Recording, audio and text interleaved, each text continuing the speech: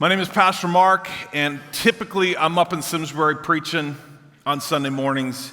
Pastor Rob's up there this morning bringing it there, so he sent me down here. It's an honor to be with you this morning. I want to begin this morning by asking you to identify what is the first word that comes to mind to depict this image that's going to come up on the screen.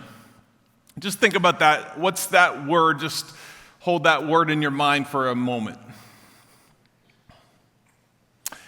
How many of you, it's your boss's name? How many of you, maybe it was your wife's name or a kid's name, I don't know, or maybe it was just the word love? Because I think for a lot of us, that's what this depicts, and it's great because that's what the world needs from the church, isn't it? That's what the world needs from God, isn't it? Jesus said they will know you by the way that you love one another. I was reminded of love this past week. My wife and I this summer have been working through this book called Jesus Next Door. It's a devotional book, and it sort of begins with this fascinating question. The author asks, if you were to move out of your home and Jesus moved in, how would your neighbors experience life differently? How would they experience life as Jesus went to get the mail and talked with your neighbors as he encouraged them or perhaps made time for them or walked with them through the most difficult times of life? And so we've just been walking through this and thinking about it in relationship to our neighbors and the love that we have for them. And one of the stories that's told in the book that I was reminded of is the story of John Harper. John Harper was a Scottish preacher. He got onto a boat, the Titanic, on April 10th, 1912. He boarded the boat with his 6-year-old daughter and his sister to travel across the ocean so that he could go to Chicago and preach at the church of Dwight L. Moody.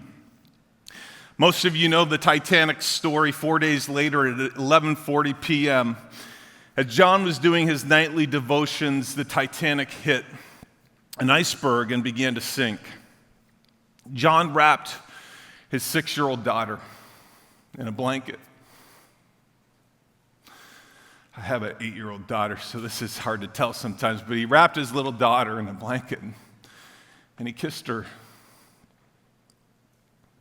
He put her in his sister's arms and put her onto a lifeboat, knowing that this would likely be the last time that he ever saw her this side of heaven. He then went up and down the deck of the Titanic, pleading with Christians to give up their seats on the Titanic so that people that didn't know Christ, had not yet come to know Christ, could have longer in this life to experience the gospel and the message of Christ and trust him. And so he pleaded with Christians to give up their spots, and then as the stories are told of those that were in the lifeboats, at the last moment he jumped off the Titanic into the water, and he swam from person to person and shared the gospel with anyone that could listen. And it's just this amazing story of love and self-sacrifice, right? You know, just what God would desire of his church. And I believe that many of you today, if you were in that situation, many of you would probably do the same thing. You would give your life for the life of other people. And I've sort of thought about it as we were doing this devotion. Would I do that? And I don't know. I think I probably would. I mean, I've experienced the goodness of God, and I know him, and there's like a lot of love flowing in this heart of mine. But I also know that in my heart, there's some other things flowing. Maybe in your heart there is too. Because I know in my heart there is also selfish ambition. These are the very things that James is talking about in chapter 3 and 4 of his book. There's selfish ambition. My wife and I sometimes joke that our favorite two letters in the alphabet are M and E. And sometimes it's about, I think about myself and my self-elevation and self-preservation and self-satisfaction more than I think about others.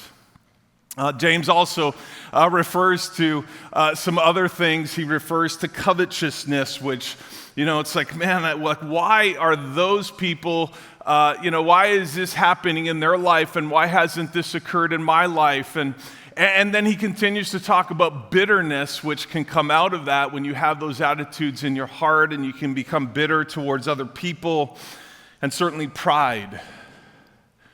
That we see ourselves maybe in a incorrect way. We elevate ourselves and have prideful thoughts. And it's these very things that James is referring to in his book, chapters 3 and 4, which leads him to ask this question.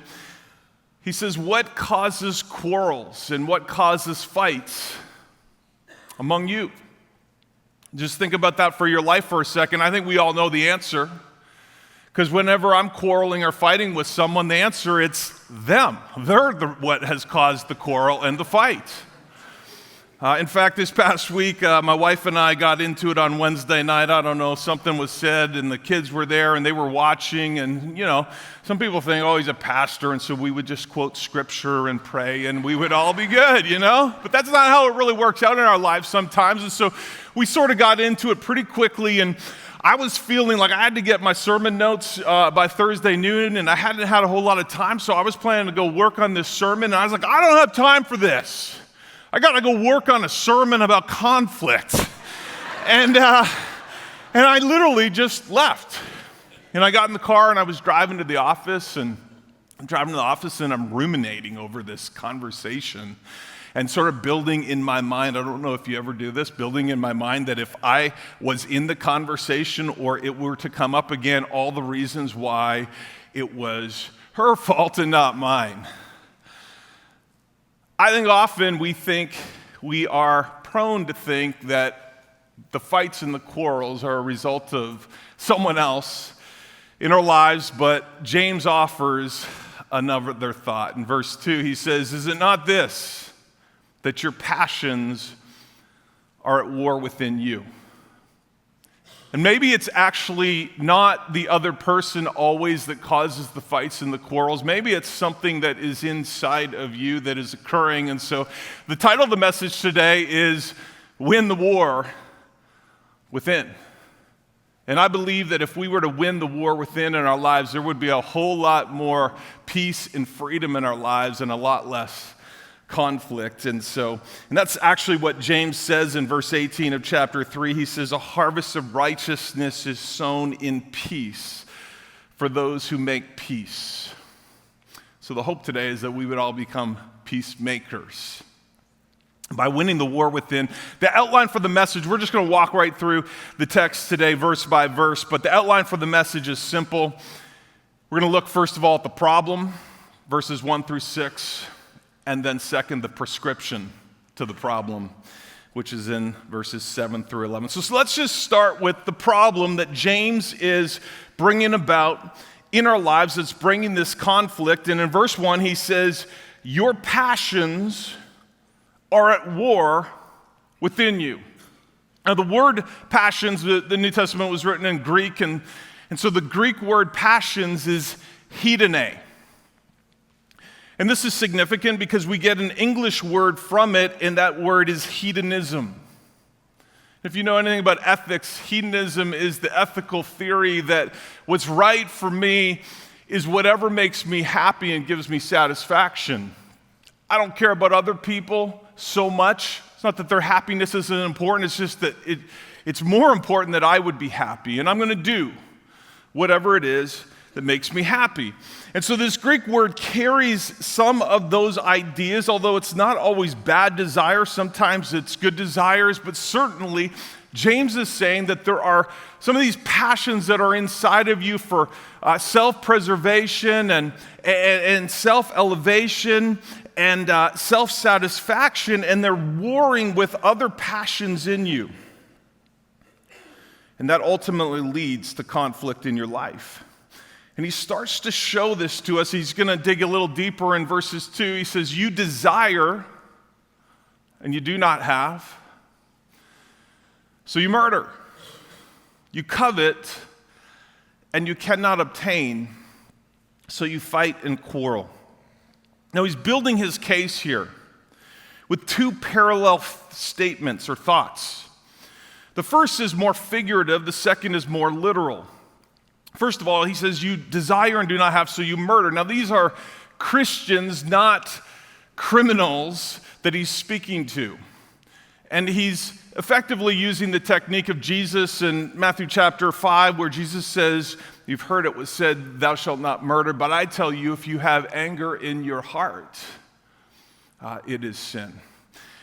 And then he goes and he says, he puts specificity to the desires, and he speaks of coveting or covetousness. And this is a critical word or concept that we would understand if you understand this passage today. He points to this covetous desire that we have within us. Now, my definition for coveting is this: I am unhappy with my life circumstances, and I believe that if I had someone else's circumstances, that would solve the discontentment that I have with my life, and it would make me happy. Covetousness is the 10th commandment, and it comes in a line of the last 5 commandments, which are really about relationships with each other. And I used to think that the commandments, I used to remember them by, I would think about the intensity of the depravity and then work my way downwards. So we start with murder. Thou shalt not murder. That's pretty bad, right? That's hopefully not many of you are sitting beside people here today that's part of their story, right? So we start with murder, and then the next commandment is thou shalt not commit adultery.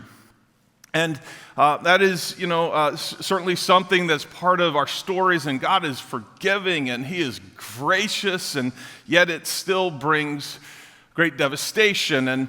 And so there's adultery, and then there's stealing, which you can go to jail for, and then there's lying, which you probably don't go to jail for, and then there's coveting. And so sometimes we can think, well, it's not as bad. But James here is saying this is devastating in your life when you let covetousness harbor, when you let it harbor in your heart. He says that it leads to discontentment in your life that ultimately leads to all sorts of conflict and fighting and warring with other people. I think sometimes, I personally, I don't even like to go on social media sometimes, because I don't want to see what the supposed awesome life is that everyone else is living, right? It's like the highlight reels.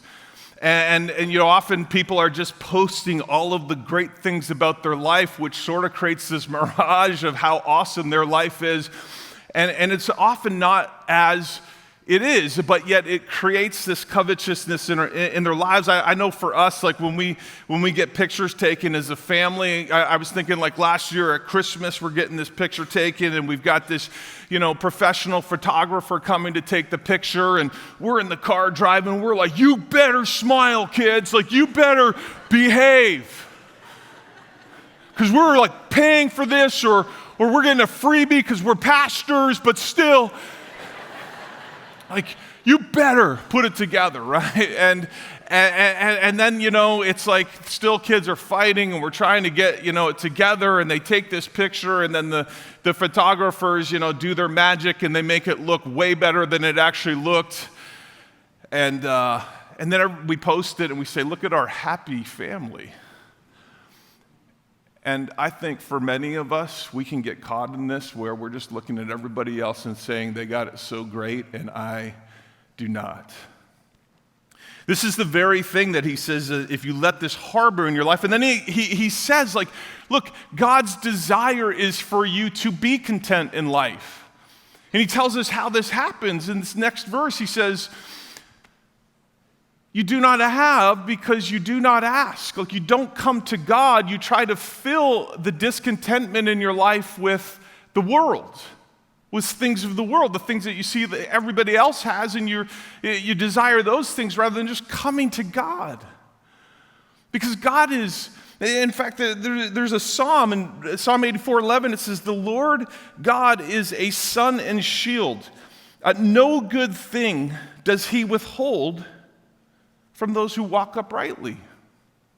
And James understands, like, if you would just ask God in the midst of the discontentment of your life, he will meet you where you're at.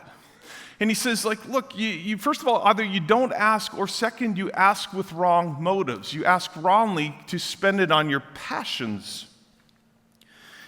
And notice what he says then. He makes a pronouncement. He says, "You adulterous people." Like, instead of going to God with your discontentment, you're longing for the things of the world. You're longing for the world to do the very things that the world was never intended to do.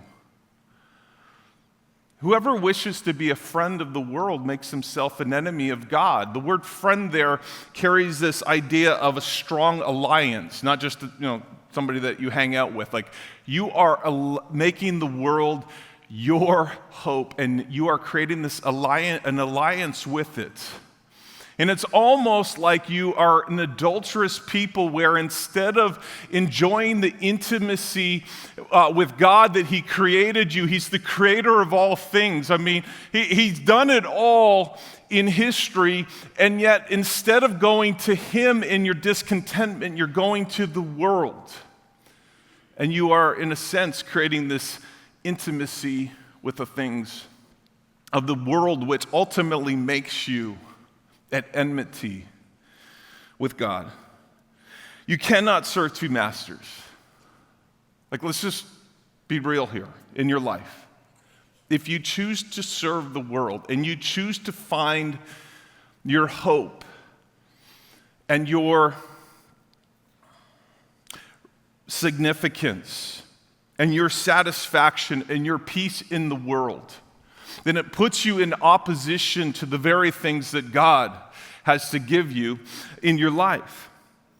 So let me just ask you today, let's just take a moment. I just want to ask you, what is it that burns in your soul?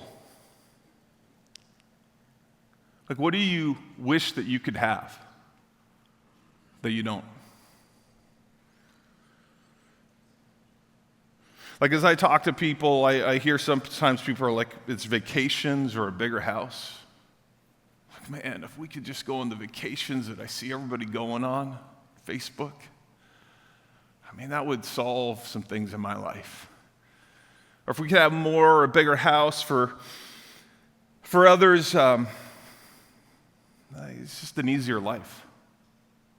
That's not a bad desire, because some of you are living a very hard life. But instead of going to God in the midst of the hardness of your life, you're going to all of the things in this world that can't truly give that to you. Someone last night after the service came up, and they were like, yeah, you know what I'm sorry, I'm covetous about is, like, all these people that I know, we're in these empty nest years, and all these people that I know are moving close to their kids, or their kids are moving close to them, and I'm not close to my kids, and I'm just discontent. And in this scenario, James is like, well, stop going to the world to solve a problem that the world can't solve you. God is the giver of all good things, and we just sang, like, he is a good God. You are good. Whoa.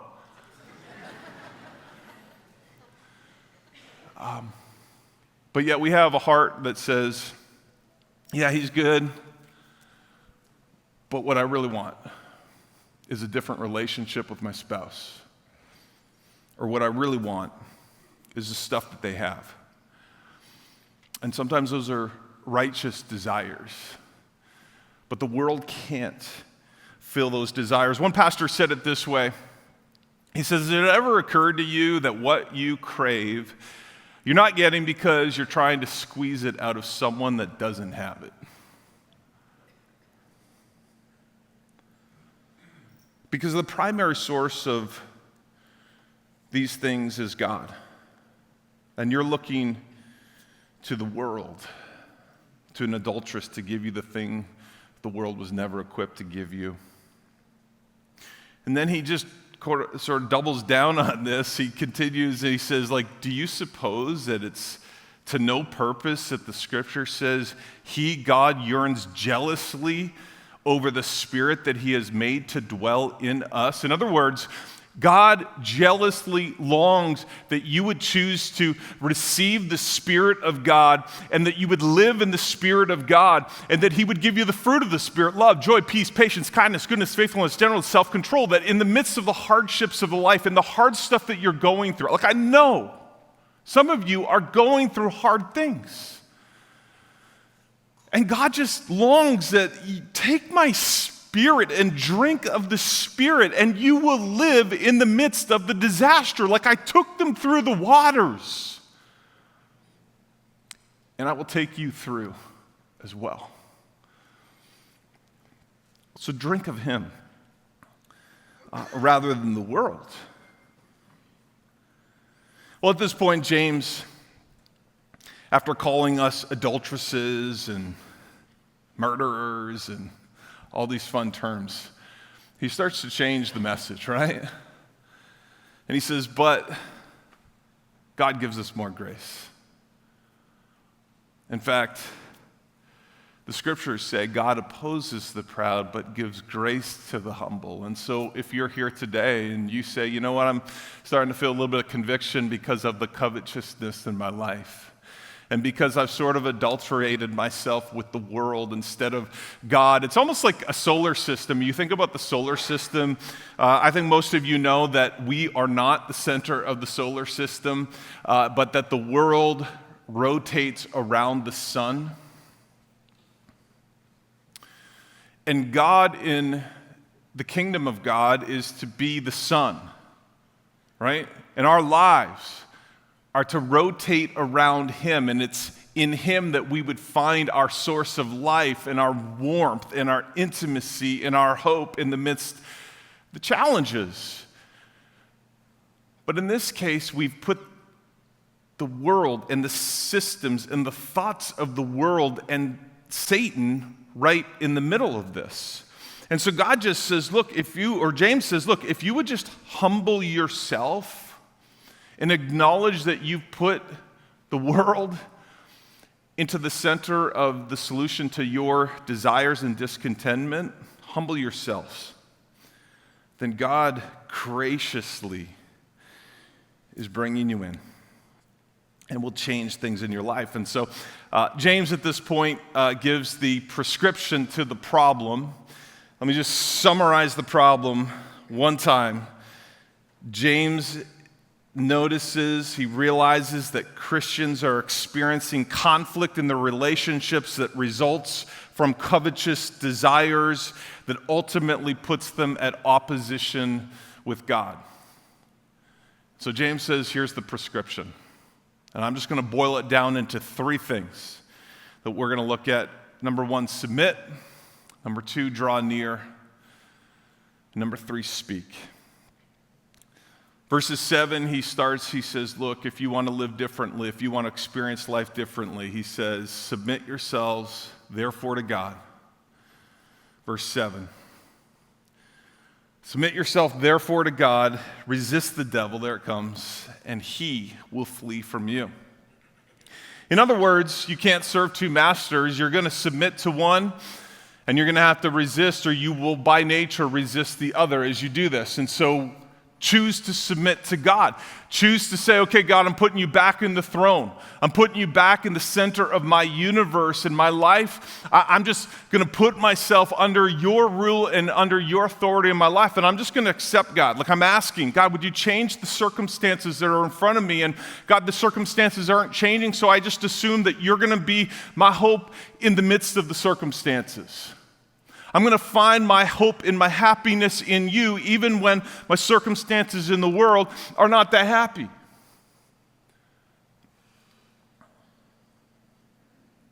I remember a couple years ago, actually a lot of years ago, I was in college and a guy named John Maxwell came to speak. And I don't know, there's sometimes you just remember illustrations which just sort of burn. And he told this illustration, he told this story that John Maxwell, he's a leadership guru, goes to these conferences where there are thousands of people. And one day he's up on the stage at this conference, and he brought his wife up, and they're doing a Q&A session. And people are able to ask his wife questions about their relationships or about their relationship. And so as somebody asks his wife, like, hey, John, or wife of John, does John make you happy? And without even thinking about it, she's like, no. And he was like, honey, like, I'm a good husband. Like, I do a lot to make you happy and he's like, tell them. And she began to explain, the circumstances of life sometimes, being married to a pastor and a speaker that travels a lot, I found myself at home alone so many afternoons and just wishing that John would be there, and he wasn't there. And I was just discontent with my life, and I wanted him to be there, but he couldn't be there. And she said, so I found that I had to come to the place in my life that like when John wasn't there, or even when he was there, that God had to be at the center of my happiness. And I started to learn in my life that even when the circumstances in my life are not what I want, that I have a God that is over that, and I find incredible joy and purpose and intimacy with God. Then she went on to say, now look, John has added so much to my happiness, but he is not my happiness.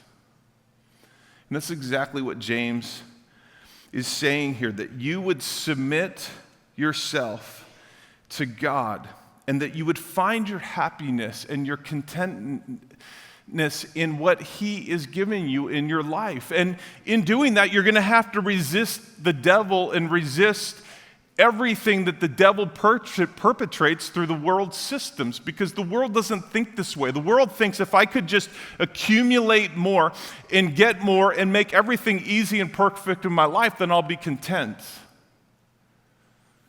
Which, by the way, the scriptures challenge that thought. So, number one, submit yourself to God and resist. Stop thinking and filling your mind with what the world thinks will make you happy. Which means, resist, by the way, go to war against the mentality of the world. And so if you spend the vast majority of your time online and reading what the world is perpetrating, then you will not be resisting. You will be breathing in the very things that the world teaches. And so he says, first of all, you got to start by submitting yourselves to God. Get his word in your life.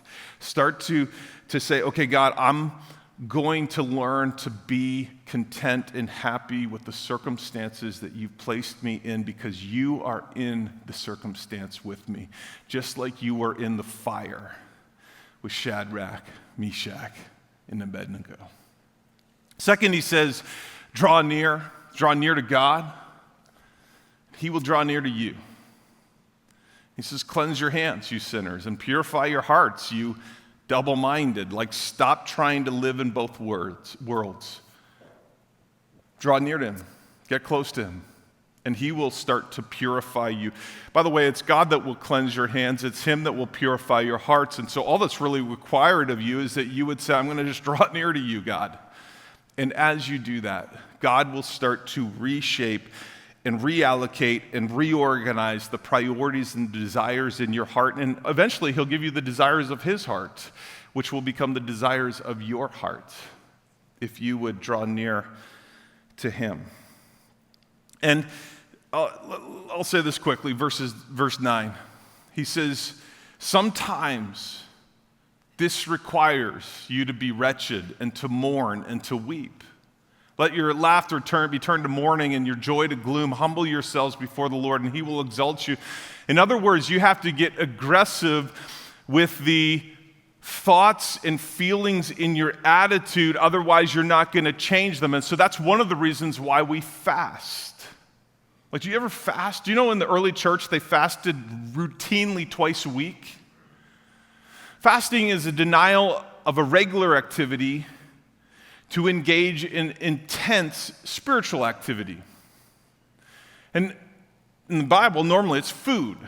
Jesus said we don't live by bread alone, but by every word that comes from the mouth of God. And so fasting is essentially saying, like, I'm not going to eat today because I want to eat of the Spirit. In fact, it's not that I'm not eating, it's just that I'm eating something that is far more powerful, because you can't solve spiritual problems in your heart with physical remedies. It's not just going to a counselor that will solve the issues in your life. It is seriously saying, I'm going to get serious spiritually with the sword of the Spirit, and I'm just going to I'm not going to eat today, because every time I don't eat, I'm going to just remember, I got to get into this.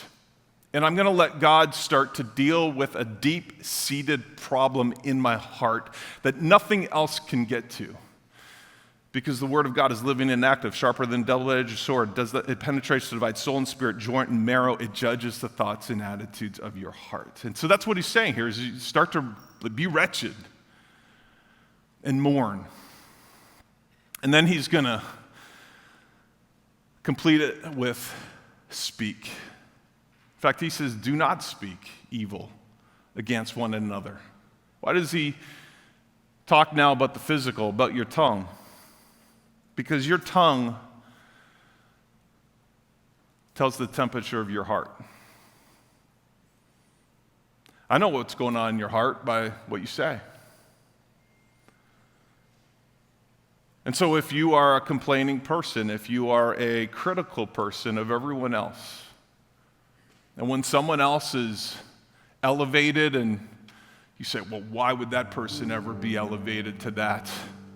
I'll work a lot harder. I've done a lot more. It's just a reflection. It's just you waving a flag and saying, I've got covetousness in my heart, which ultimately leads to all sorts of disagreements, complaining in your marriage because we don't have enough, or it's not what we want it to be, it's not what I want it to be, or disagreements at work. Because all the problems at work are everyone else's doing, not yours. James is saying, if you could just get a hold of what's in your heart, win the war within, there will be a lot less wars without. And that's ultimately what the law of love is. The law here is not observance of the Mosaic law, it's that you would love people. Jesus said, the greatest law is to love God and love people.